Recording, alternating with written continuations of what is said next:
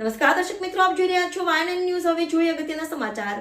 આજ રોજ ગોત્રી કેરી કમ્પાઉન્ડ ખાતે વૃક્ષો લગાડવામાં આવ્યા. વડોદરાના ગોત્રી જેવી કમ્પાઉન્ડ ખાતે આવ્યા ટ્રી લવર્સ સંસ્થા દ્વારા દર રવિવારે વૃક્ષો વાવવામાં આવે છે.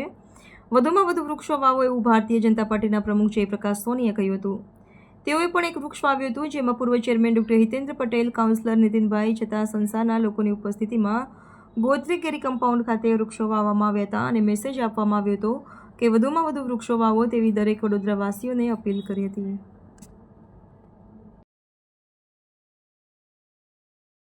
બધા પહોંચવા 2 મિનિટમાં. કેટલા વૃક્ષ વાવવાનો સંકલ્પ થયો છે અને કેટલા વૃક્ષ વાવે છે? આ દર અઠવાડિયે દર રવિવારે કાર્યક્રમ એ થતો હોય છે ટ્રી લવર્સ સંસ્થા દ્વારા, અને આજે પણ મેં પણ એક વૃક્ષ વાવ્યું છે.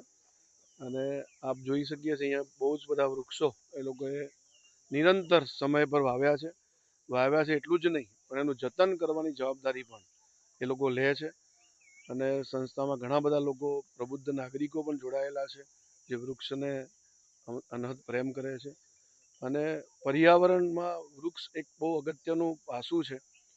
આપણને જે ઓક્સિજન પૂરો પાડે છે, બીજે ક્યાંયથી ઓક્સિજન મળતો નથી, માત્ર વૃક્ષ જ આપણને ઓક્સિજન આપે છે. તો આવા જે આપણને જીવન આપનારા વૃક્ષો, એને આપણે પણ હંમેશા એનું જતન થાય, માવજત થાય અને વધુમાં વધુ વૃક્ષો વવાય એવા પ્રકારના સંકલ્પ લઈએ.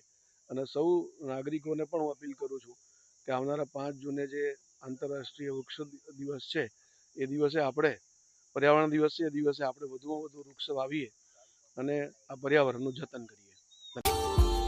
Subscribe now and press the bell icon. Never miss an update.